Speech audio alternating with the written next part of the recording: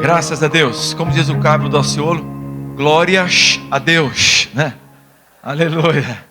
Pelo menos uma coisa deixou o Brasil.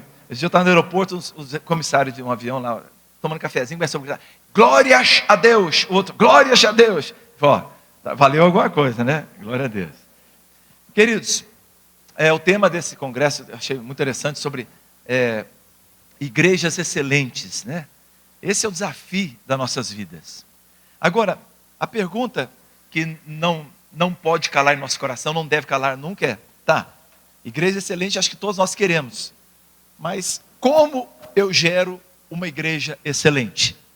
Como eu vou construir uma igreja excelente? Eu vi pelo relatório aqui, tem igrejas tão grandes, no sentido de número de pessoas, porque a igreja que tem Jesus não é pequena, amém?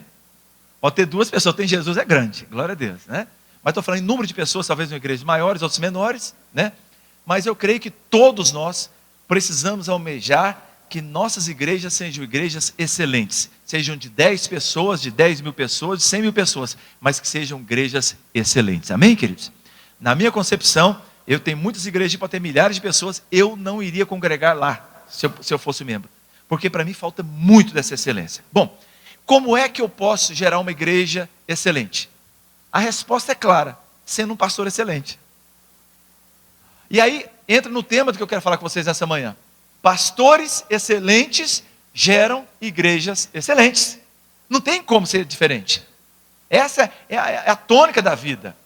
Nossos filhos, querendo ou não, eles são os nossos reflexos, inclusive com os nossos defeitos. Eu queria que minhas filhas só tivessem as minhas virtudes. Não, ela tem as minhas virtudes, mas também tem os meus defeitos. Nós geramos aquilo que nós somos.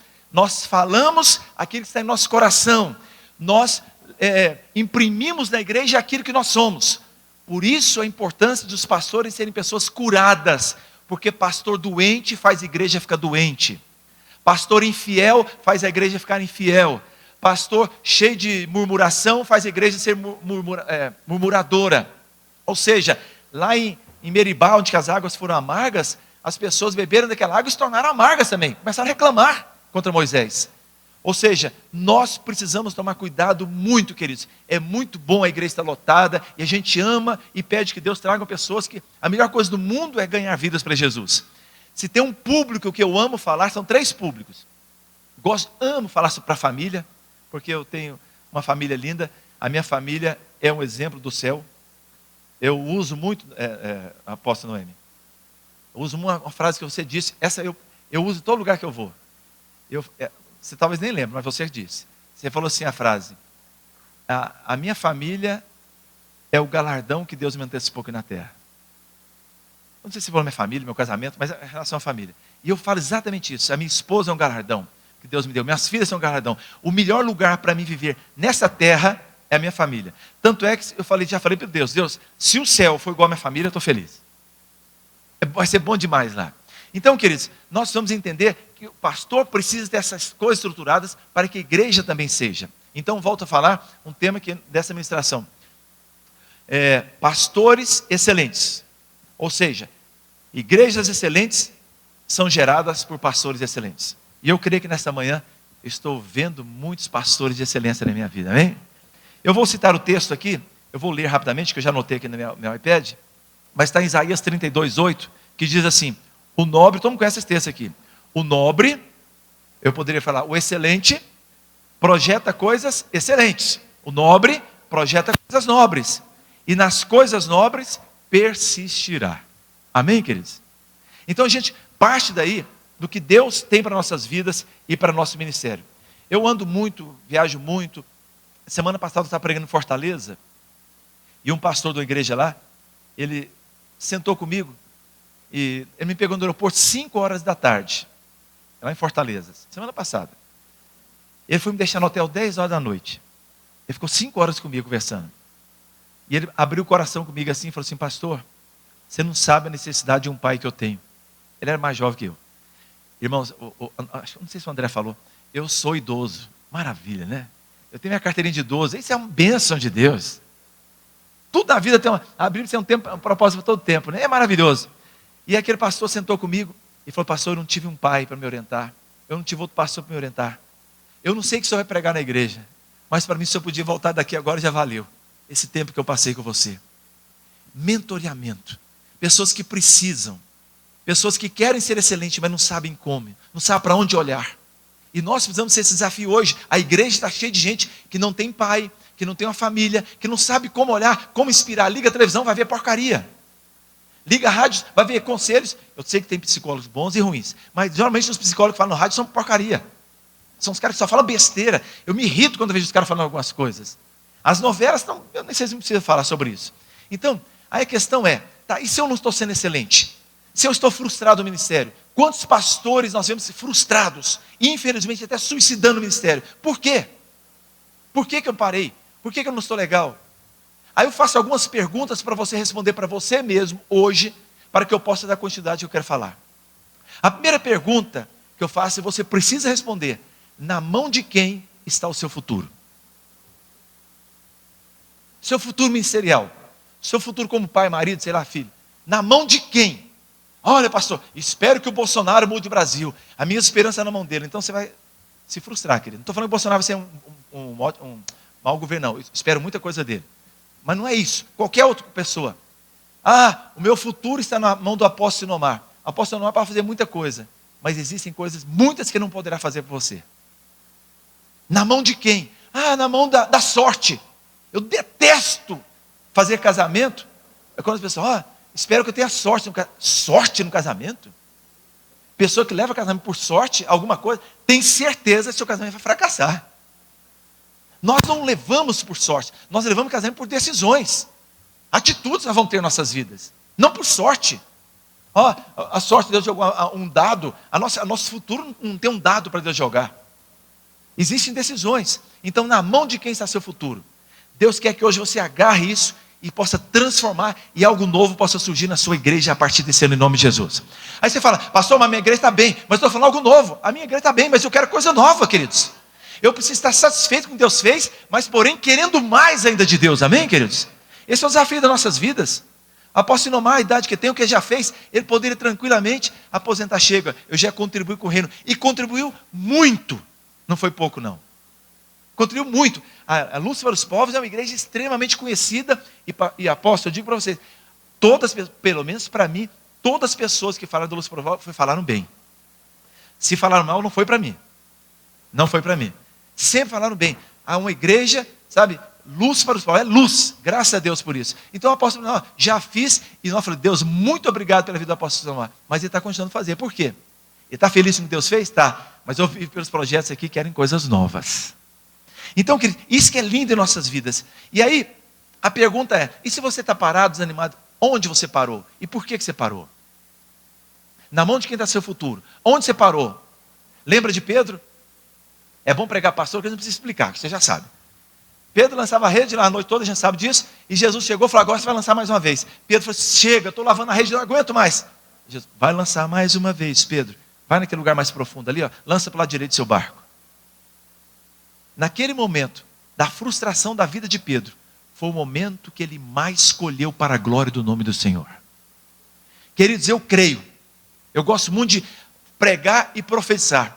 Eu profetizo sobre a igreja de cada um de vocês que estão aqui, que Deus vai trazer algo especial, novo na sua vida ainda em 2019, para a glória do Senhor. Diga amém se você crê nisso. Eu creio nessa palavra, eu creio no ministério profético, queridos. Nós precisamos entender isso. Nós vivemos de alguns anos muito difíceis. Eu não estou falando conotação política não, tá, queridos? Eu não vou usar o púlpito para isso. Mas a gente vem de muitas dificuldades no país. Muitos ataques, sejam em doutrina, sejam nas finanças do país, muita coisa acontecendo no nosso país.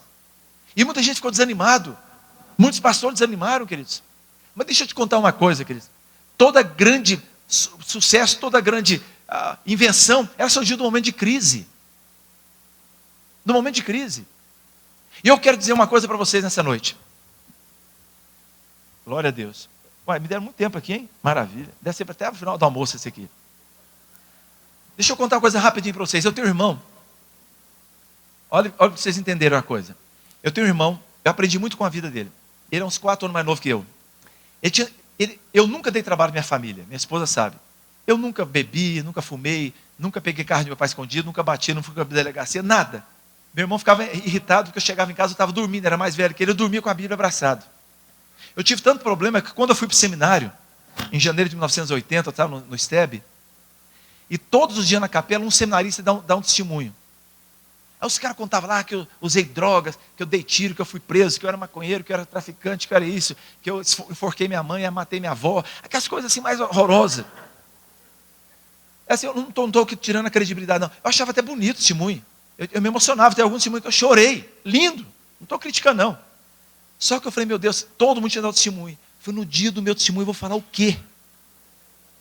Eu nunca nem vi droga, nunca vi assim, nunca vi. Eu vou falar o quê? Nunca desrespeitei meus pais. Eu era aquele garoto, eu ia na chácara, se eu via uma goiaba bonita, eu tinha vontade de comer, eu falava, não, minha mãe merece essa goiaba, não vou comer, vou levar para ela. Eu era esse menino. Eu me converti jovem. Sabe, eu namorei 4 anos com essa mulher, ela sabe disso, nós casamos virgens. Eu cheguei no seminário, queridos, todo mundo dando testemunho bonito, eu falei, cara, meu Deus, o que eu vou falar agora? Misericórdia, não tem nada para falar. Surge assim aquela luz, assim, eu vou sair, fazer uma besteira e voltar a me arrepender e conto. Porque assim, não é crítica não, querido, mas eu achava bonito, eu não tinha... No dia do meu testemunho, só que meu nome é Wilbert, é W, sempre era o último da lista de chamada. A não ser que tivesse Zaqueu, né? Zípora, alguma coisa assim. Tinha Z lá, mas geralmente meu nome era um dos últimos da chamada. E faziam cada dia um dando testemunho. Eram 44 alunos internos. E no meu dia eu falei, meu Deus, o que eu vou falar, Senhor? Estou esperando a coisa assim, que as coisas lindas, né? Eu falei, ó, gente, E eu peguei, Deus falou no meu coração, uma coisa eu disse no dia. Eu falei, irmãos, eu fiquei encantado com todo o testemunho de vocês. Eu não sei se eu vou frustrar vocês. Eu não tenho nada para contar sobre isso. Eu não lembro ter roubado uma coxinha de galinha do prato da minha mãe. Não fiz isso. Sabe por quê? Meus avós já eram missionários. Os meus pais, desde o primeiro dia de vida, me levaram para a igreja. Meus pais deram exemplo dentro de casa. Viveram tão bem. Minha mãe já é falecida, né? Viveram tão bem. Sabe, a minha vida foi toda assim. Então eu não tenho nada para contar para vocês. Que eu fiz aquilo. Não. Agora, Deus falou no meu coração uma coisa, eu quero falar para vocês. De repente isso vai ajudar. Eu contando lá. E repito aqui. Um dia eu quero me casar.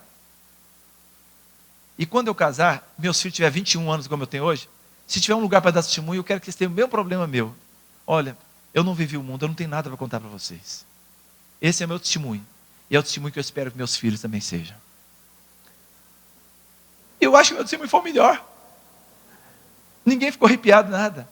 Mas aconteceu isso, minhas filhas já têm 35 anos, eu tenho 32, a caçula tem 30.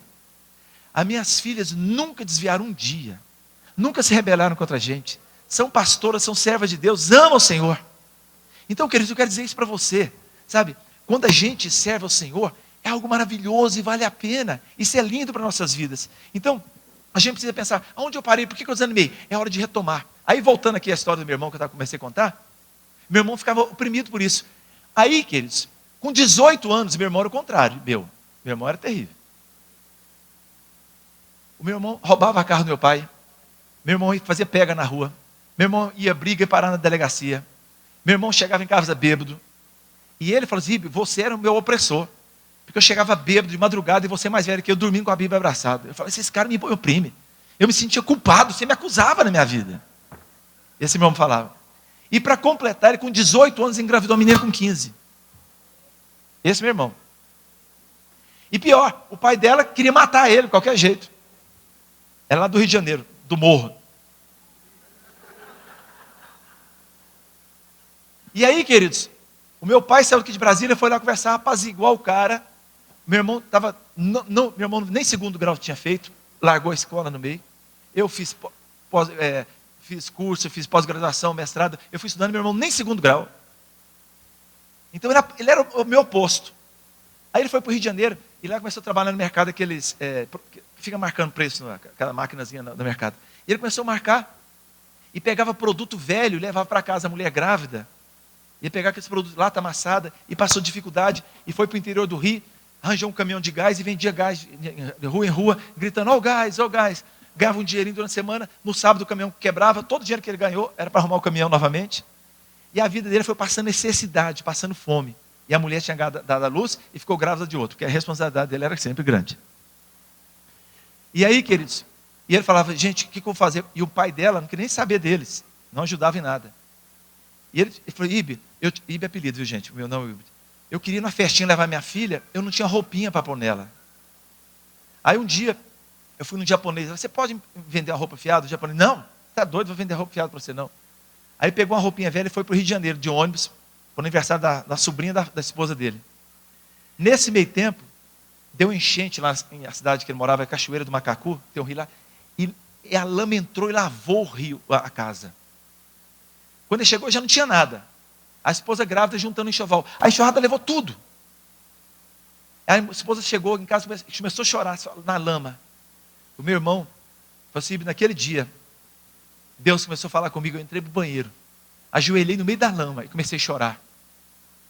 Comecei a chorar, porque eu não queria que minha mulher me visse fracassado. Não, sabe, as coisas só davam errado do meu lado.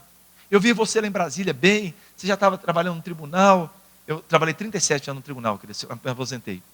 E eu via você, e eu estava nessa miséria. Aí eu olhei no espelho assim, Deus falou comigo. Eu olhei no espelho e falei assim, espelho, não é espelho meu não. Isso é outra coisa. Ele olhou para o espelho e falou assim, nunca mais na minha vida eu quero te ver na minha frente. Esse homem fracassado eu não quero mais. Nunca mais.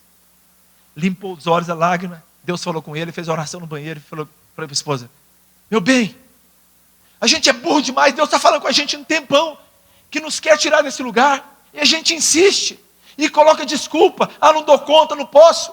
Quantas vezes a gente discutiu, nós não temos dinheiro nem comprar roupa, quanto mais a gente pagar um caminhão de mudança para Brasília, nós não temos condição para nada. Olha que Deus falou comigo, pois agora eu dei um jeito, você não tem mais nada para pôr no caminhão.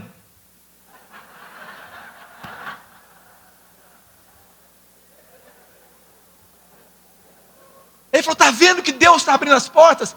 Nós não temos mais nada. Pega a nossa filha, vamos comprar passagem de 11 e vamos embora para Brasília agora. Não tinha mais nada, acabou o restinho. A enchente levou tudo. E eles vieram para Brasília. Quando chegou, meu pai deu um quarto na nossa casa para morar. Ele, a mulher, um filho e a mulher grávida. Não estou exagerando, a minha esposa sabe o que eu estou falando para vocês. Irmãos, até cueca minha eu dei para ele. Até cueca, estou falando das coisas básicas. Ele foi procurar emprego no jornal, eu dei roupa minha, porque ele é do meu tamanho.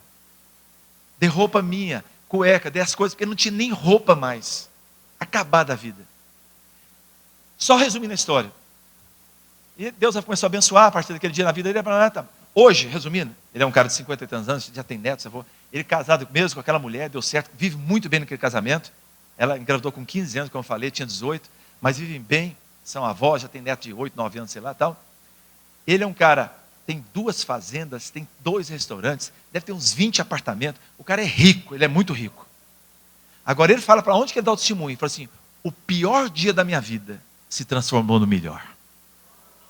A pior desgraça da minha vida, quando eu achava que não tinha jeito de piorar, as coisas pioraram ainda, porque o restinho de coisa que tinha, a chuva levou. E a gente pergunta, onde está Deus? Deus estava me dirigindo, sem eu conseguir entender. Às vezes, querido, o pior ano da sua vida pode ser melhor. O pior dia da sua vida pode se transformar no melhor. Depende de como você vai encarar. Deus quer que você olhe a sua autoimagem e vê se você está vendo um homem fracassado, um pastor fracassado ou um pastor cheio de fé. As pessoas que sentam vê o seu coração. As pessoas que sentam lá na sua igreja sabem a convicção daquilo que você prega, daquilo que você fala. Queridos, antes de subir no púlpito, olha para o seu espelho e vê que tipo de gente você está vendo lá. Porque Deus quer transformar a sua vida. Deus quer transformar o seu pior ano no melhor ano da sua vida. E 2019 eu creio que algo novo vai começar para a glória de Deus. Se você crê nisso, dê um forte aplauso a Jesus que Ele merece.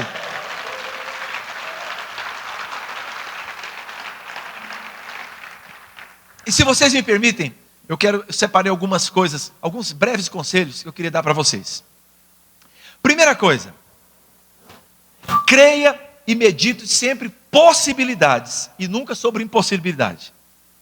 Trabalhe a sua mente com possibilidade. Gente, a nossa mente é linda demais. É uma coisa, por mais um computador, como o apóstolo falou aqui, que vai até ler um pensamento, a nossa mente é superior muitas vezes ao computador, qualquer computador. Ela é linda, ela é fantástica, mas é perigosa. Deus fez a sua mente para usar para o seu bem, mas ela usa contra você também. Eclesiastes, assim como você pensa, você é. Você é fruto do que você pensa que você é. Você fala assim, eu sou um fracassado, desculpe. Eu vou concordar com você. Você já disse? Já deu a sentença? Nós precisamos entender, queridos, que Deus nos deu uma mente linda e maravilhosa para que essa mente pudesse trabalhar para possibilidades. Por exemplo, você fala assim, não sei se é a sua igreja lá, eu estou querendo um lote para a gente construir. Alguém fala assim, não tem lote nessa cidade. Você fala, não tem. O que a mente fez? Fechou. Você fala, eu vou tentar descobrir uma possibilidade de arranjar um lote. Sua mente abre para possibilidades. Toda vez que você fala, agora eu vou falar igual o Goiás, tá? O português aqui é errado de propósito. Não dou conta. Quando você fala, não dou conta, você já fechou sua mente. Qualquer coisa. Como é que eu vou pagar essa dívida? Não tem condição. Acabou, não vai ter condição mesmo. Você fala, vamos procurar soluções. A sua mente, ela abre para soluções. Quando você fala assim, isso é impossível para mim, sua mente fechou. Por isso que a palavra de Deus, tudo é possível. Para sua mente abrir, não fechar. Então, queridos, todo pastor que quer crescer, ele precisa entender que a nossa mente ela é extremamente poderosa. Por isso que o texto que eu li diz, o nobre projeta coisas nobres. Projeção, queridos, é uma coisa que você vai trabalhar para projetar. É para você trabalhar com possibilidades e não fechar sua mente. É como a luz. Você fala, não dou conta, é como se apagasse a luz. Quando você fala, vamos procurar solução, ela aumenta a claridade. Por isso nós precisamos entender, sabe, que nossa mente precisa trabalhar e trabalhar feliz, viu? As pessoas felizes, eu estava lendo a pesquisa, isso é pesquisa de Harvard, eu estou lendo um livro lá sobre Harvard, né? Não é coisa de alguém está chutando lá de Anápolis, não. É de Harvard. Diz o seguinte, toda pessoa feliz, fizeram um teste. Ela tem 19% mais rapidez em resolver qualquer problema do que uma pessoa triste. Não está falando de inteligência, está falando de alegria. Uma pessoa feliz, ela tem 19% mais rapidez e mais capacidade de resolver um problema do que uma pessoa triste. Então por isso que a Bíblia fala, a alegria do Senhor, a nossa força é. Você foi feito para ser feliz, amém? Desculpa aqui, eu vou falar uma coisa. Talvez você não tenha sido feito para ter muito dinheiro. Talvez você não tenha sido feito para ter uma igreja de 10 mil pessoas. Não sei, não estou falando sim nem não. Mas uma coisa eu posso garantir, você foi feito para ser feliz. Mesmo na angústia, mesmo em qualquer lugar, porque a felicidade é algo de Deus que precisa vir sobre nossas vidas. Agora, quando eu falei lá que o nó projeta coisas nobres, eu falei que a gente precisa pensar sempre em possibilidade. Tem uma frase do Winston Churchill, todo mundo sabe que foi o primeiro-ministro inglês, ele foi responsável para deter Hitler no avanço da Europa, né? Winston Churchill dizia assim, grandes projetos atraem grandes pessoas. Pequenos projetos, pequenas pessoas. E as pequenas pessoas trazem grandes problemas. Essa frase é minha, do Winston Churchill. Ou seja, queridos, Deus nos levou a pensar, se o apóstolo Sinomar tivesse pensando, não, glória a Deus, vou ficar aqui na minha casa, uma alma vale mais que o mundo inteiro. É verdade isso? Claro, bíblico. Eu ganhei uma alma, vamos ficar na cozinha aqui de casa, e glória a Deus, amém. Amém. Mas ele pensou muito mais daquela alma. Ele pensou em projetar. Eu estou vendo aqui o mapa, estão querendo projetar mais ainda. Isso é a projeção de coisas nobres. Nós precisamos entender isso. Vou só contar uma coisa aqui. Ali, você controla meu tempo aqui. Acho que estão me bonificando aqui o tempo aqui. Eu não quero extrapolar. Posso contar um segredo para vocês? Eu tive 3 filhas, 3 mulheres. Minha esposa 4, a empregada 5. Tinha 3 cachorras fêmeas. E um papagaio que falava demais, esse só pode ser mulher, fêmea também. É sério, é sério. E mulher tem uma capacidade que eu não tenho. Se eu estou falando, outros começam a falar junto, eu paro. Elas ficam falando assim, tudo ao mesmo tempo, e eu vindo ao mesmo tempo, eu não consigo, não sei como é que é. Todas falam ao mesmo tempo, assim, um está falando, outro está falando, e elas estão entendendo, eu não entendo, eu levanto e saio, não dou conta. Eu não fui feito para isso. E com isso, queridos, eu no meio de tantas mulheres, eu não tive nenhum filho homem, eu começo a falar, tu fala ao mesmo tempo, eu paro. Então, eu fui castrado no meu poder de palavra na minha casa. E quando me deu o microfone, eu amo falar. Aí eu ponho afora tudo que eu não consegui falar dentro de casa. Então, eu tenho que me controlar, porque eu amo, eu gosto. Se eu estiver doente, me dê um microfone, eu me curo na hora. É uma coisa assim absurda. Eu gosto mais de falar, amo falar. Então, queridos, só vou contar uma coisa para vocês, aconteceu agora, recentemente. Em Brasília tem um lugar chamado Noroeste, que é um lugar, me parece, o metro quadrado mais caro da América do Sul. É uma fortuna. E nesse Noroeste é o primeiro bairro planejado, não pode ter prédio assim, sem assado. Tem um bocado de coisa ecológica e tal. Igreja não pode ter em qualquer lugar. É um lugar muito bonito, muito bonito. Então, um projeto lindo. E esse bairro lá, só para vocês terem ideia, um irmão da nossa igreja comprou, fez interferência na escola, por 4 milhões um lote lá, não sei de quantos metros. Esse lote, um ano depois, foi oferecido 24 milhões um lote. Pra vocês terem ideia, valorização lá. E aí, na véspera do Natal, apareceu um único lote de igreja. Lá são 4 lotes de igreja lá. Uma igreja católica pegou, outra Sechenoe, outra ficou no território dos índios que eles pegaram, não sei o que vai fazer, qualquer coisa lá, e outro ficou lá, o último. E ele pegou e falou, pastor, vamos pegar esse lote. Eu falei, cara, quanto que é? Não, pastor, 4 milhões. Eu falei, de onde que eu tenho 4 milhões? Você está doido? Aí ele pegou e falou assim, pastor, é mesmo, é difícil, né? Mas quando ele falou difícil, eu pensei nisso aqui. Cara, quando eu falei, não tem dinheiro, eu vou fechar minha mente. Eu falei, não, como é que eu tenho que fazer? Pastor, você tem que dar uma calção, 200 mil, tem 5 dias para dar calção. 200 mil para participar da licitação, que é a licitação pública em Brasília, Terra Cap. Eu falei, cara, mês de dezembro, dia 23 de dezembro, véspera de Natal, 13º, tanto compromisso da igreja, eu não tinha esse dinheiro. Tinha que ser um dinheiro extra. E eu não queria falar na igreja que eu queria que é dinheiro, porque internet, outras igrejas, vocês sabem que tem igreja, eu não vou falar o nome não, porque 4 milhões para eles é uma gotinha d'água, é uma lágrima. Não vale nada para eles, né? Eles compram qualquer coisa. E eu não. Era uma coisa assim absurda. E aí, queridos, eu falei com minha filha, eu estou querendo entrar nesse lote, como é que eu compro, hein? Ai, pai, mas eu preciso de 200 mil, mas não posso falar para que é 200 mil. Aí eu falei, mas a gente tem que procurar. Vou pensar a solução e tal. Aí nós temos 3 cultos ao domingo. O culto da manhã é um culto menos frequentado. E eu falei com Deus, uma das coisas que o Senhor mostra à vontade é a provisão. Se não há provisão, você precisa parar, alguma coisa está errada. Porque Jesus mandou os discípulos ir sem alforjes. Quando voltou, primeira pergunta que fez, ganharam quantas vidas? Expulsou o demônio? Não. Primeira pergunta, faltou-lhes alguma coisa? Então a provisão é um sinal de Deus em nossas vidas. Aí, queridos, o que acontece? Eu falei, meu Deus do céu, cheguei na igreja domingo, tinha pouca gente. Eu falei, irmãos, eu preciso de 200 mil, não quero cheque pré-datado, nem aceito um cartão, preciso em dinheiro, porque eu tenho daqui 5 dias. E não posso falar para que eu quero. É uma coisa absurda, não é, querido? Eu preciso de 200 mil, e não pode ser dízimo e oferta, tem que ser uma coisa extra. Eu preciso de 200 mil aqui, e daqui 5 dias você fala, pastor, pode compartilhar comigo. Daqui dia 15, não. Muito obrigado, mas tem que ser daqui 5 dias, em dinheiro. Eu joguei isso diante de Deus. Irmãos, lá atrás, tinha uma pessoa de bermuda, nunca tinha visto na minha vida, não é crente, separado. A mulher dele leva o menininho para a salinha, e ele, aquele dia domingo, não sei se ele ficar com ele, foi buscar. Está sentado lá atrás. E aí eu falei, irmãos, eu preciso de 200 mil assim, assim, assim, não posso falar para o que é. Eu prometo que daqui uns 20 dias eu falo, mas hoje eu não posso. Você sente confiar em mim ou não? E aí, o cara ímpio, cheirando uísque, levantou lá da frente de bermuda. Assim. Chegou, me chamou no canto, pastor, não precisa fazer apelo não. E para que você vai esperar 5 dias? Eu sou negociante. Negócio a gente não espera não. Eu dei um sinal ali, pus 30 mil ali de oferta ali agora, mas amanhã me procura, eu pago o resto para o senhor. Quantos querem uma pessoa dessa na sua igreja?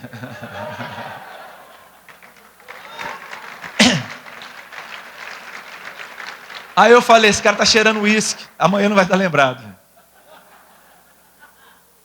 Ímpio! Separado, divorciado, todo esquisitão lá atrás. Ele estava lá só para buscar o filho dele na salinha lá. Mas não é ele, é Deus que usou a vida dele. Fui lá, dei entrada lá, mas é outra licitação. Dei entrada nos 4 milhões. Adivinha quem ganhou? Vocês não vão adivinhar porque é pecado, né, queridos? Mas acertaram, foi nós. Compramos o lote 4 milhões. Aí, queridos, antes de eu pagar a primeira parcela, uma empresa lá, porque podia fazer escola lá, mandou um cara atrás de mim e falou assim, olha, fala pastor que eu dou 2 milhões só para desistir do negócio. Eu falei, não, nosso negócio não é dinheiro, nosso negócio é vida. Semana passada o cara aumentou para 4 milhões a proposta, só no AGE, que eu paguei 40 mil até hoje. Ele me deu 4 milhões para desistir, porque não existe mais. não sei se é de outra igreja grande aí, eu não sei o que é um cara, ele é um representante de alguém. 4 milhões. Eu falei, não quero. Nosso negócio não é dinheiro, nosso negócio é vidas. O que eu quero dizer para vocês? Sabe por quê? Quando você projeta coisas nobres, quando você tem uma proposta, Deus manda gente grande. Não estou falando que o grande é melhor que o menor, não, queridos. Tem gente pequena aqui no sentido de mente, isso é terrível. Não estou falando financeiramente, não. Mas quando... Desculpa. Ele me procurou agora uns dias atrás e falou, pastor, e o projeto lá, que dia nós vamos construir? Vamos começar agora, estou precisando aprovar algumas coisas ainda. Ele falou assim, sabe, pode contar comigo. Eu falei, sei. Glória a Deus, claro que sei. Sabe, queridos, quando você tem um projeto em Deus, se não tiver o recurso, Deus vai levantar outras pessoas, vai vir de fora, mas vai ser provido em nome de Jesus, amém, queridos? Diga aleluia por isso. Mas você precisa entender que você precisa crer e meditar sobre possibilidades e não por impossibilidades, em nome de Jesus. Segunda coisa, quando vier a dificuldade, declare o texto bíblico sobre a sua vida, declare o pensamento de fé. Quando o desânimo vier, todos nós somos passíveis de desânimo, queridos. Isso não é só para ímpio, não. A gente desanima. Olha o que diz em Romanos. A saber, se com a tua boca confessares ao Senhor Jesus e em teu coração creres que Deus ressuscitou dentre os mortos, serás salvo. Visto que com o coração se crê para a justiça e com a boca se faz confissão para a salvação. Declare a palavra. O meu pai é o cara mais engraçado, viu, apóstolo? Ele tem 90 anos. Então ele tem um celular. Ele não sabe mexer na agenda. Ele pega, escreve os nomes, os telefones das pessoas mais importantes, um papel e cola no celular atrás. É colado um papel assim. Ele não sabe mexer, né? Então ele olha o número e escreve aqui. O carro dele é todo eletrônico. E cheio de versículo pregado. Do Senhor que a gente guarda. Ele prega papel, escreve à mão, assim, prega no carro. E o carro dele é novo. Ele é engraçado demais. Mas, pastor, graças a Deus, apóstolo, ele é um homem de fé até hoje. Ele falou assim, acho que eu nunca estive tão bem com Deus como estou hoje. Minhas madrugadas eu passo orando, lendo a palavra. Impressionante, 90 anos, lê bula de remédio sem óculos. Glória a Deus pela vida dele, né? Então, terceira coisa. Olhe as dificuldades como desafios. Olhe as dificuldades como a promessa de Deus para a promoção da sua vida. Eu te pergunto uma coisa. O que seria de Davi se não fosse Golias? A gente não estaria nem falando de Davi. Golias foi um terrível na vida de Davi. É um desafio terrível na vida de Israel. Mas foi graças a Golias que Davi foi exaltado. As dificuldades muitas vezes vêm para nos promover, amém? Se você estiver perto de alguém, se você conhecer, tiver fé, pega o nome dele, a sua dificuldade só vai servir de promoção para a sua vida, em nome de Jesus, viu? Não vai ser seu enterro, vai ser sua promoção, para a glória do Senhor.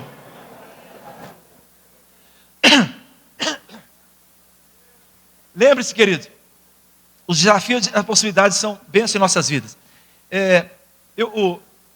O André, quando eu passar um vídeo, a pessoa do vídeo aí só prepara o segundo, não solta ainda não. Algum lugar, glória a Deus, onde você está? Ele está me vendo por aqui, é? Escreve se quiser. Terceiro, olhe as dificuldades como desafios e não como impossibilidades. Não solta o vídeo ainda não, por favor, deixa eu explicar. Queridos, eu estava obeso, quase 100 quilos. Eu estava triglicerídeo alto, colesterol alto, pressão alta. Tudo de ruim alto, tudo de bom baixo, resumindo. Gordura no fígado, nunca bebi, estava quase com cirrose. Quem bebe muito, né, que tem esse tipo de coisa. E aí, o médico no tribunal, a gente é obrigado a fazer um check-up. Ele falou, olha, você está caminhando para um quadro perigoso. Então você precisa fazer uma atividade física para o seu bem. E eu comecei a fazer, eu estava tão sedentário. Ao redor da minha casa são 2 quilômetros. Eu fazia uma caminhada de 2 quilômetros. E comecei a tentar melhorar. Um dia eu corri 2 quilômetros. Cheguei em casa esbaforado, minha mulher falou, o que foi, bem? Consegui correr 2 quilômetros sem parar. Fiquei feliz da vida. Aí entrei na natação, e nessa natação comecei a treinar, e no tribunal onde eu trabalhava, fui aposentado, graças a Deus, que passou. Essa frase eu já aprendi, queridos, não vem para cima de mim não, que eu sou filósofo. E aí, queridos, o tribunal fazia umas Olimpíadas de todos os tribunais do Brasil, cada vez uma capital no Brasil. E aí tinha todas as competições, e eu comecei a nadar. E eu falei com o meu técnico, vai ter uma competição das Olimpíadas do Tribunal, eu queria participar. Você me treina? Eu nunca tinha nadado, irmãos, assim, nadar de rio, de mar, assim, nadar, treinar, nunca tinha treinado. E ele começou a treinar, ele falou, cara, quanto tempo? Foi daqui 3 meses. Ele falou, muito pouco tempo para me treinar. Eu falei, não, mas tudo é possível, é o que creio, eu creio. Aí eu começava a ver YouTube, vídeo, como é que o Phelps treinava, como é que o Cielo treinava. Eu ficava vendo no YouTube. Aí eu ia para a academia tentar fazer os exercícios para fortalecer os músculos da natação. E eu fiquei, eu queria treinar. Ao ponto, quando eu fui competir, fui em Belo Horizonte essa prova, a primeira, veio minha esposa, ela vai te falar, não tinha piscina, eu pus uma cadeira assim e na cama para me treinar de ponta. Eu ficava treinando na cama. Eu queria treinar mais. Chegou no dia da prova, ninguém do tribunal me conhecia como atleta. E tinha um cara da minha categoria do tribunal também, de onde eu trabalhava. O nome dele é Chaleiro, apelido. Todo o tribunal torcendo o que eu trabalhava, só para o Chaleiro, ninguém torcia para mim. Todo mundo, Chaleira! E eu assim. Não, eu nunca fiquei assim, não. Mas tinha uma torcida, minha torcida é de uma pessoa, eu levei minha mulher. E ela gritava, vai amor! Vai amor! Mais alto que o Chaleira. E aí, queridos, quando eu estava tão assim, concentrado, quando eram tantas pessoas que na minha categoria, tinha de uma raia, a piscina cheia, depois outras, e era por tempo. Quando eu saí, bati, fiz a virada olímpica, eu voltei tão rápido assim, que eu pulei na piscina e já quase saí nadando por fora da água, assim, do lado de fora. E ganhei em primeiro lugar, primeira competição, representando o tribunal, ganhei medalha de ouro. Aí quase que eu falei, Chaleira, onde está? O Chaleira ficou em 4º lugar, eu acho. Aí eu fui ver o vídeo, a minha mulher estava filmando, sei lá, filmando, e eu queria ver como é que eu nadei, o que eu fiz bem, o que eu não fiz, tal, né, porque melhorar. O vídeo é assim, vai amor, vai amor, vai amor, vai amor, vai amor, vai amor, vai amor, vai amor, vai amor, vai amor, vai amor. Não tem outra palavra a não ser essa, vai amor, vai amor, vai amor. Aí eu queria ver outras vezes, eu baixei o volume que já estava, já até doendo o ouvido. Não tinha, era só essa palavra, vai amor, vai amor, vai amor. Aí depois eu comecei a ganhar competição, comecei a participar de travessia de lago, lá em Brasília, essas coisas todas. E, enfim, aí comecei a gostar, comecei a correr, aí comecei a correr melhor. Aí pedalar, um dia um amigo me chamou para o triatlo, eu entrei no triatlo, fiz um triatlo short, que você nada, águas abertas, 750 metros, esse é o menor. Você corre 5 km e pedala 20. Aí fui, gostei, aí fui aumentando para o um dia um cara falou assim, você já viu falar no Ironman? Eu falei, não. Ironman é o esporte mais difícil do mundo praticado em um dia. Eu falei, como é que é? O cara sai em águas abertas no mar, geralmente, e nada 4 quilômetros, na verdade 3,8, mas sempre tem barriga, eu nadava 4,200, 4,300, sempre mais de 4. Você nada 4 quilômetros, sai correndo, pega a bicicleta, pedala 180, larga a bicicleta e corre uma maratona de 42. Quanto tempo? Você tem 16 horas para fazer isso? Tá. Eu olhei assim e falei assim, mas tem gente que faz isso? Falei, tem. Vou te apresentar um cara. Me apresentaram um cara lá em Brasília.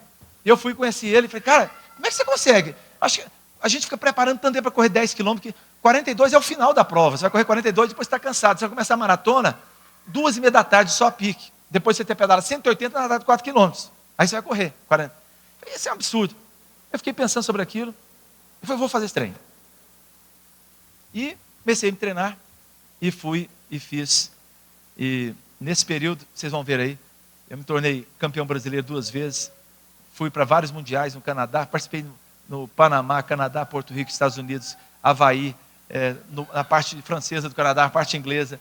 E fiquei no ranking brasileiro em primeiro lugar, tanto no Ironman 70.3 como no Ironman Full, no Ironman Olímpico, pela Associação Brasileira de Triatlo. Enfim, eu cheguei lá.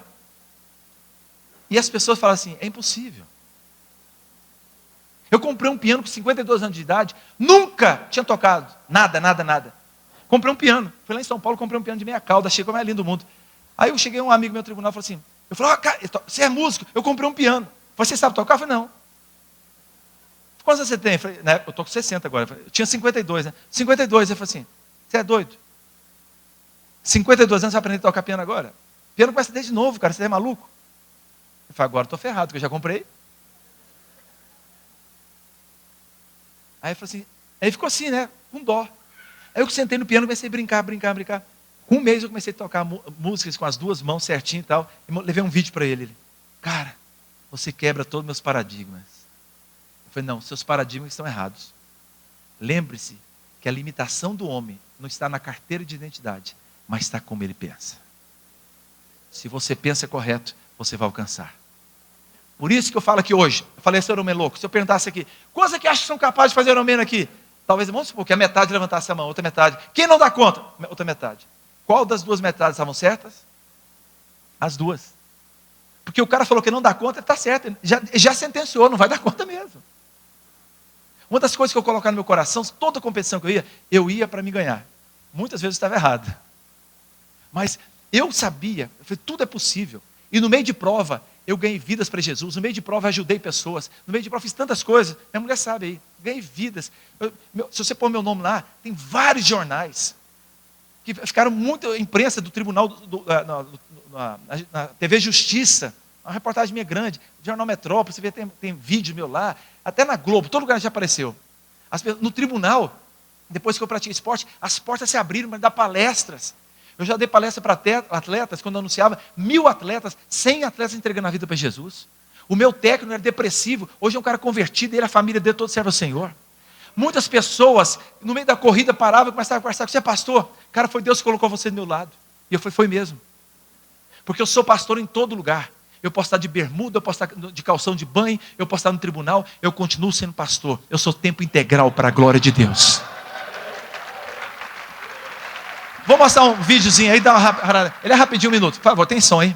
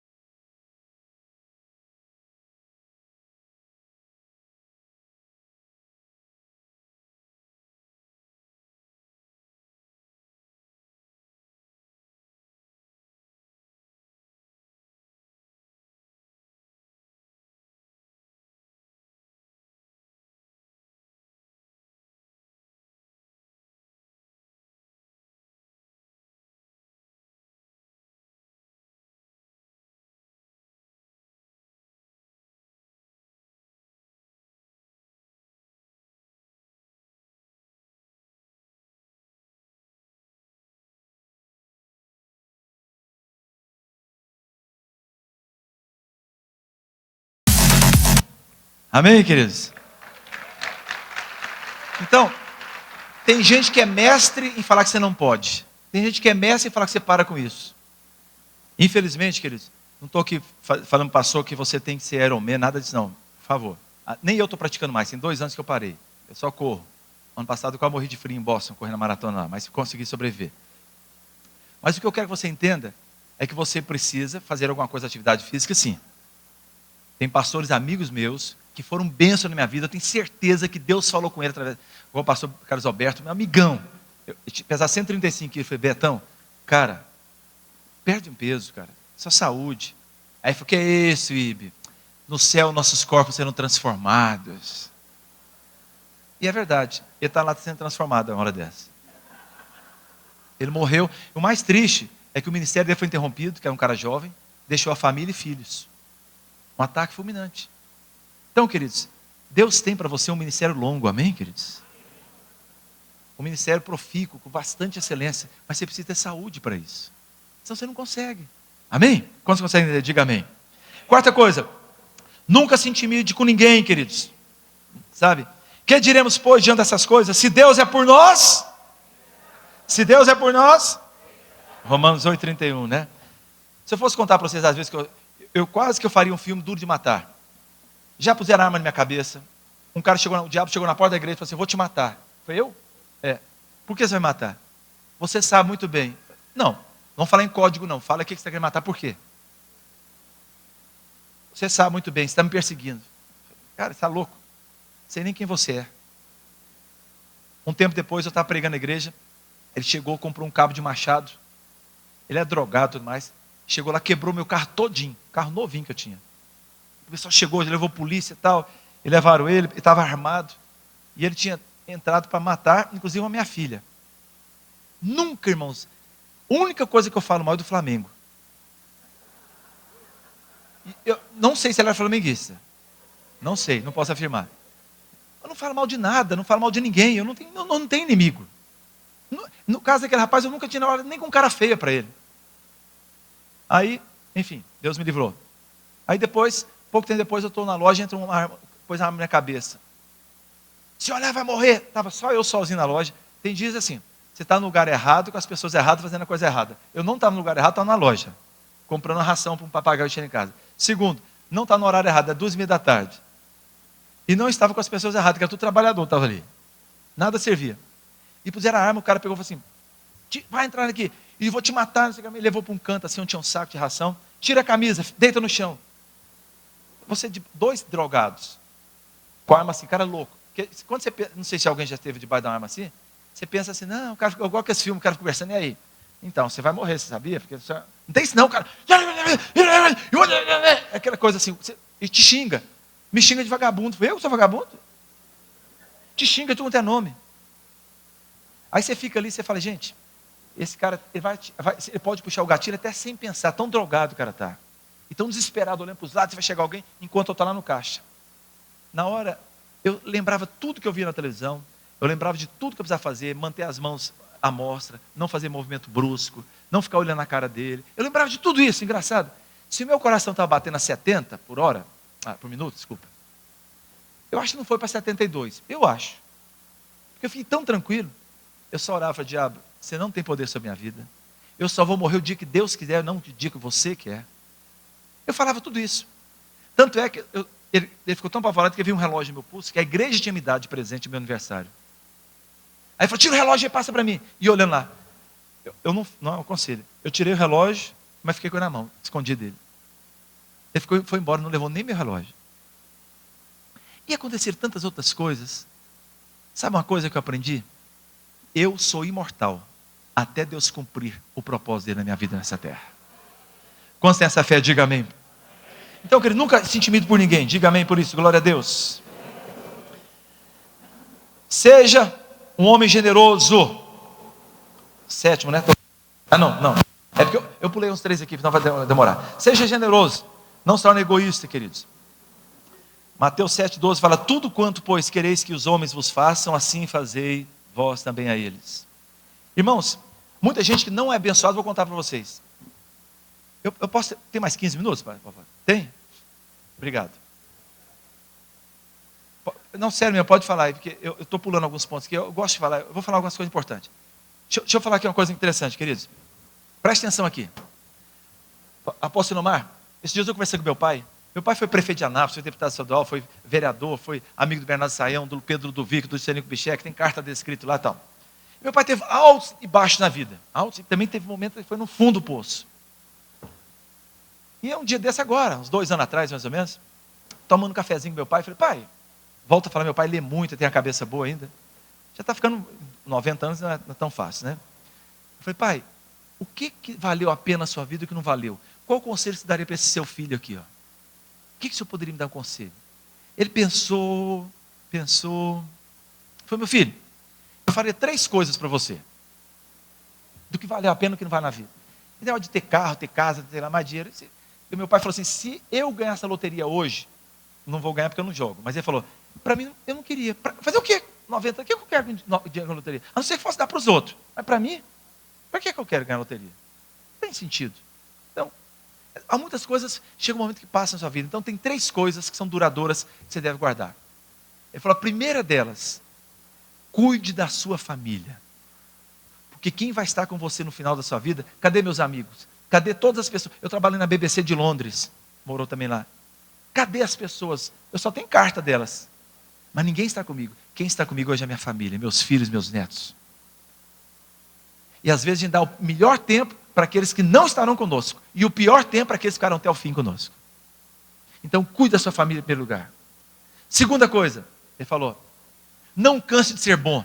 Porque a gente vê tanta coisa ruim, que a gente fala, não vou ser mais bom não. Agora, escreveu, não leu, o pau comeu, ajoelhou para rezar.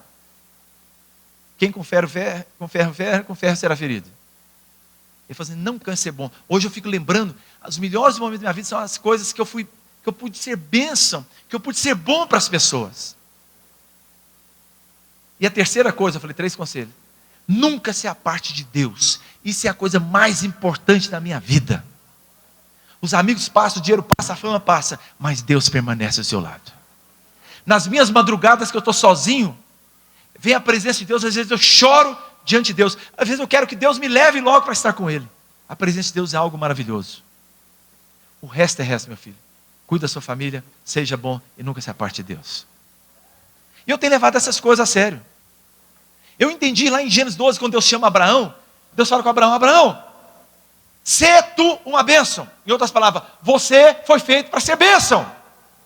E no final do versículo, lá no versículo 3, fala assim, e em ti, nesse homem abençoado, as famílias da terra serão abençoadas.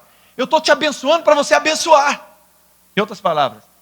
Muita gente fala, Deus, dá-me a tua bênção para depois subir, dá-me a tua bênção. A gente fica pedindo bênção, para que você quer bênção? Eu te pergunto. Ué, pastor, para ser abençoado. Para que você quer abençoado? Muita gente não cresce em Deus porque não entende esse princípio.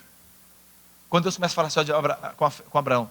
Abraão, você é um homem abençoado, vai ser abençoado, mas para abençoar.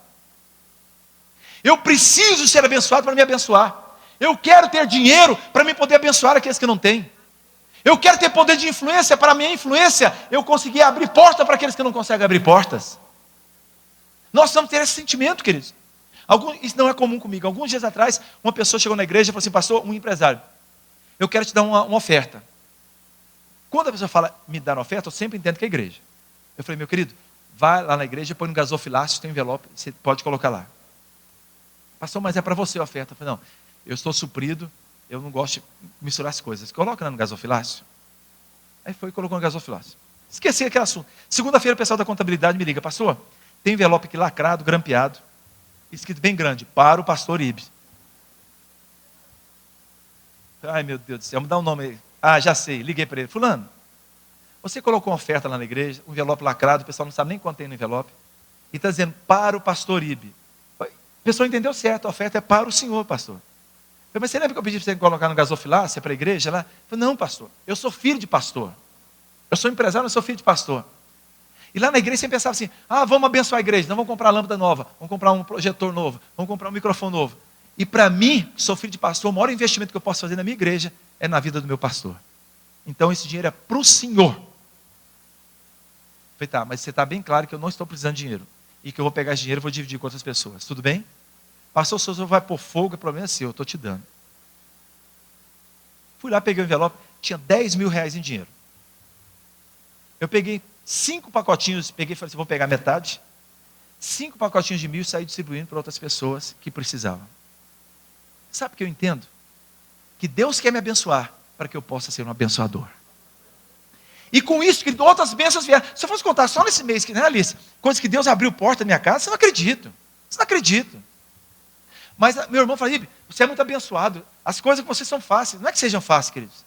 É porque eu entendi o princípio. Deus quer me abençoar, mas para que eu seja um abençoador. Eu não posso ser um poço igual o Mar Morto que termina em mim, não. Eu sou um rio, eu sou um Mar da Galileia que entra, mas a água sai também.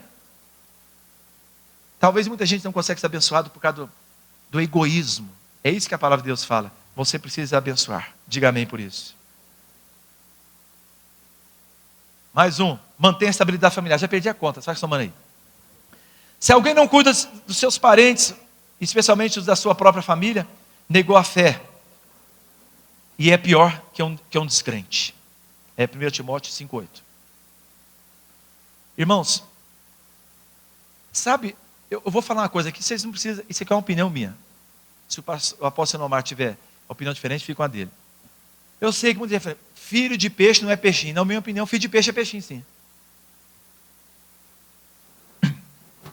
Pega exemplo na Bíblia, pega um exemplo da minha...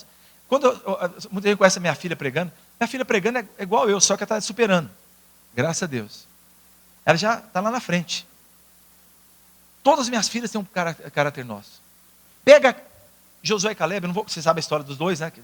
Ficaram rolando, só os dois, os espias que foram diferentes, entraram na terra prometida. Aí Caleb fala, olha, assim como Deus falou, meu coração tão forte para guerrear, eu quero os anequins, eu vou subir nos montes, papapá. Ele volta e vê aquela vitória tremenda. O pessoal comemorando, um tremendo homem de Deus com 80 anos de idade, 85 na verdade, José 80. É aquele cheio de vigor. E ele fala, tem uma cidade que chama Letras, é uma cidade difícil. A filha é linda, chamada Axa. Quem conquistar aquela cidade vai ter minha filha em casamento. Aí você fala, que carápula. Como é que coloca a filha de leilão? Posso pensar que é diferente? Para mim, ele fala assim, minha filha é tão poderosa como eu, não vai ser qualquer um, ela vai pôr o cara na chincha. Igual a gente pega o boi de carro. Não pode ser qualquer homem. Eu já sei uma forma de descobrir o marido da minha mulher. O cara que for lá, tiver coragem de vencer aquela que está, esse está no nível da minha filha. E foi, Otoniel, que era primo dela inclusive, faz um estrago lá, um garoto que foi treinado à guerra, aí ele olhou para ela e falou, está vendo? Esse sim. E aí tornou o primeiro juiz lá de Israel, foi um juiz, um cara poderoso, né? E aí a história de Otoniel é linda, de Axa. E quando a Axa vai embora, o pai dá das terras para ela e tal, aí ela fala, Otoniel, olha, a nossa terra não tem água. Não, mas está bom demais, seu pai já fez o favor, já me deu você como esposa em terra e tal. Não, já precisa de água. Daí a gente fura um poço lá. Vamos voltar lá. Não, eu acho que está desrespeitoso fazer isso com seu pai. Dá licença então? Você não vai, eu vou. Pai, muito obrigado, mas não tem água. A gente precisa de um lugar que tem fonte. Tá bom, minha filha. Vou te dar as fontes superiores e as inferiores. Otoniel, entendeu como é que funciona? Vamos agora. Quem não diz que essa menina é a cópia fiel do pai? Então, queridos, nós precisamos entender, queridos, que a nossa casa, a estabilidade familiar, vai levar nossos filhos a serem essas pessoas. Eu tenho muitas coisas para poder contar, não vou contar aqui agora não. O último ponto que eu quero falar aqui e termino. Mais um ponto, quem está anotando aí. Todo pastor excelente que forma igreja de excelência é aquele pastor que persiste para chegar à linha de chegada. Persistência ou perseverança. Começar é bom demais, queridos. Quem corre aqui maratona, qualquer coisa. Começar é ótimo. Chegar também, você pode estar cambaleando, mas é bom demais. Você esquece tudo. Mas o meio, é o meio que é duro. Por isso que Abacuque fala que, Senhor, aviva a tua obra no meio dos anos. Porque no início e no final é fácil, mas no meio, as novidades acabam, não é fácil. E esse é o desafio do Senhor. Persistir. A minha filha Anne tem uma frase que eu acho o máximo. Não sei como está na Bíblia, devia estar na Bíblia. É linda demais. Olha a frase que ela um dia falando sobre persistência. Ela falou o seguinte: se eu desistir hoje, eu já sei o resultado. Agora eu quero saber o resultado se eu continuar. Esse que eu quero ver. Guarde isso. Se você desistir hoje, você já sabe o seu resultado. Mas você sabe o resultado lá no final? Só tem um jeito de saber. Perseverando. Continuando. Esse é o desafio das nossas vidas, queridos. Então, eu vou contar uma história aqui para vocês, e com essa história eu vou orar e vou terminar. Eu estava eu fui fazer o sul-americano, tive muitos erros na prova, fiquei em terceiro lugar, um argentino ganhou em primeiro lugar lá e tal. Então, aí eu fui, mas assim, eu peguei a vaga para o Mundial no Havaí.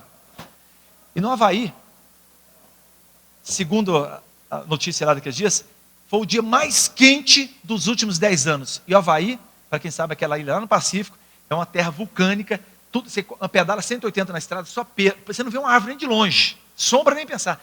Aquela terra vulcânica, preta, rochosa, horrorosa. E eu nadei 4 quilômetros, tal, saí da água, pedalei 180 quilômetros. Eu lembro que eu marquei no meu catar, no velocímetro da bicicleta, uma subida que eu peguei, nos 180 quilômetros, 17 quilômetros, uma subida. Uma subida de 17 quilômetros. Vento, que a bicicleta vai ficar de lado assim. Então eu cheguei exausto. Quando eu cheguei 2 horas da tarde para correr, pus meu tênis, queimou meu pé, eu tirei o tênis, pus gelo no tênis, para esfriar meu pé, para começar a correr maratona. Minha roupa estava assim, cheia de sal, passar a mão de sal. Tão quente estava. E eu falei assim, agora eu vou, tudo ou nada. Comecei a correr, aí 5, 10 quilômetros, lá para o quilômetro 17, 18, eu comecei a ver gente desmaiando, e atletas profissionais. Eu nunca fui profissional, sempre fui amador. E atletas de 20 e poucos anos, atletas de 30 anos, que ganhou o Ironman no Brasil aqui, profissional, ela parou, desistiu da prova, estava muito quente, e só ambulância pegando o povo, e eu me vendo naquela situação, com 57 para quase 58 anos de idade, eu me vendo naquela situação, e pensando, o que eu estou fazendo aqui? Se esse cara de 20 e poucos anos, profissional, tem tudo melhor, está desmaiando, o que sou eu, de 58 anos aqui, eu vou morrer nessa prova. Aí comecei a correr, e eu lembro certinho, no quilômetro 21, por isso que estou falando isso, exatamente no meio, eram 42 quilômetros, no quilômetro 21, era subir e pegar uma estrada, não tinha uma sombra nem de um avião que passasse por cima. Quando eu olhei aquela estrada, eu comecei a sentir mal, e fui parando. À medida que eu comecei a pensar nisso, eu fui parando. Parei, peguei um copo d'água e pensei, vou parar agora. Chega, daqui um pouco eu morro, para que eu tenho necessidade disso? Vou chegar a um extremo assim, vou morrer, o que adianta? Se eu ganhar, eu vou ganhar medalha, isso passa. Aí fiquei pensando, aí começa a vir as teorias para justificar a sua desistência. Aí, irmãos, naquela hora, eu lembrei, e é esse o ponto que eu quero que você entenda. Aprenda a formar quadros de vitória na sua mente. Nós pensamos imagens. As imagens, por isso que Deus fala, Abraão, olha para o céu, o que você está vendo? Olha para a areia, o que você está vendo? Deus queria que Abraão formulasse imagens. Nós temos mais facilidade de crer em alguma coisa que a gente consegue ver.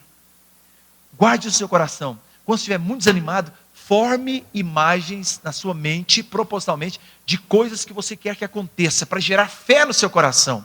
Porque como você pensa, você é. E naquela hora, queridos, eu não estava nem pensando nisso, mas eu comecei a pensar na minha mulher. O Havaí fica perto do Japão, lá do outro lado. Nós pegamos por milhas, a gente foi 3 noites e 3 dias viajando. Que ficava parado no aeroporto, para pegar milha, né, voo de milha, vamos pôr naqueles voos. E cheguei lá. Eu pensei em todo o sacrifício, eu estava parando, mas eu estava morto, cansado demais. O sol para matar.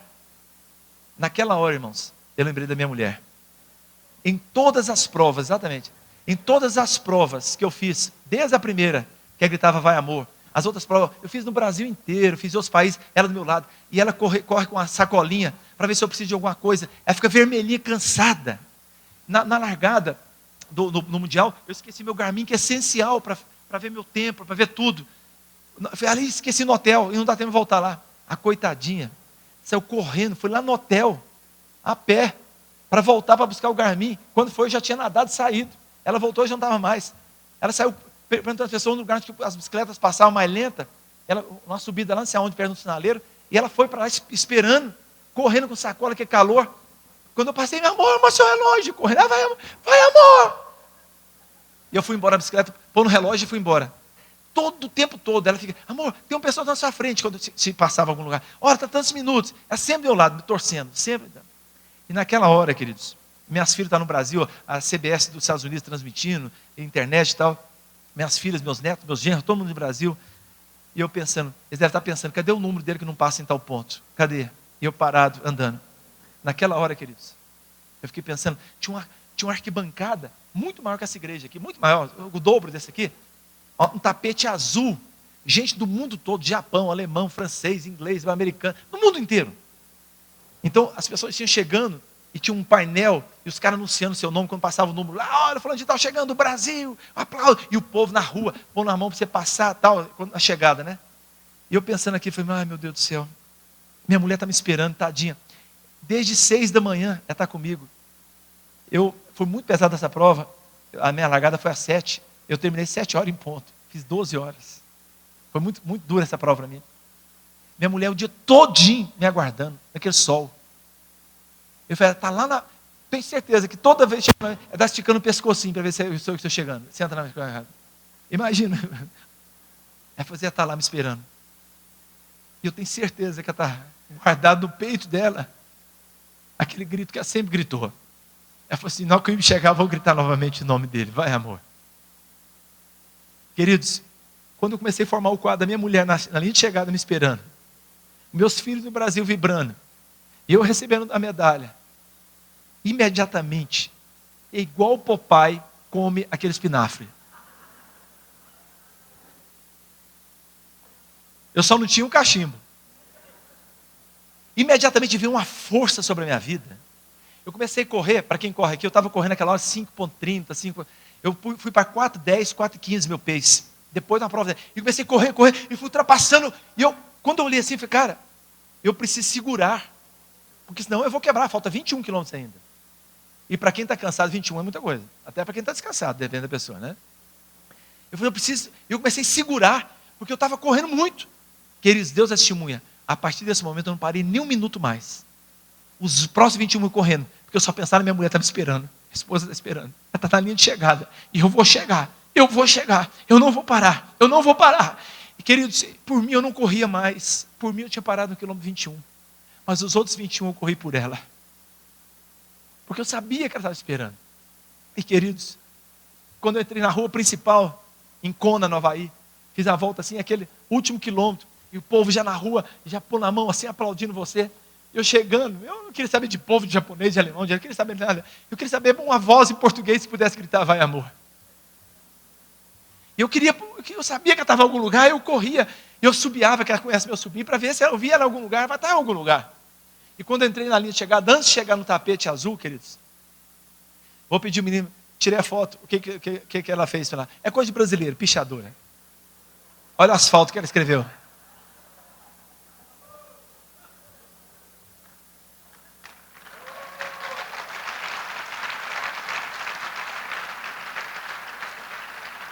Ela escreveu com um giz grandão no asfalto. Quando eu pisasse lá e visse, vai amor.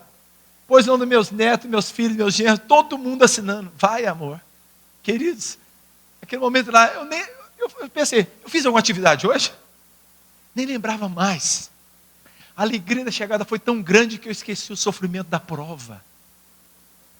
E quando eu passei, cheguei lá, aquela galera, aquela arquibancada do lado esquerdo e direito, eu queria vê-la de qualquer jeito. Sabia que acho que só ela estava me torcendo por mim, naquele povo ali. E de repente ela, amor, amor. Aí eu parei, ali enxergava, está como daqui naquela janela ali. Ó. Eu parei, estava o tapete azul, eu já não estava querendo nem chegar mais. Eu olhei para ela, vi, abracei, eu estava suado, cansado o dia todo, sofrido. Ela foi, me segurou, me deu um beijo e disse, eu tinha certeza que você ia conseguir. Eu não tive essa certeza. Ela teve. Por mim eu teria parado. Por ela eu continuei.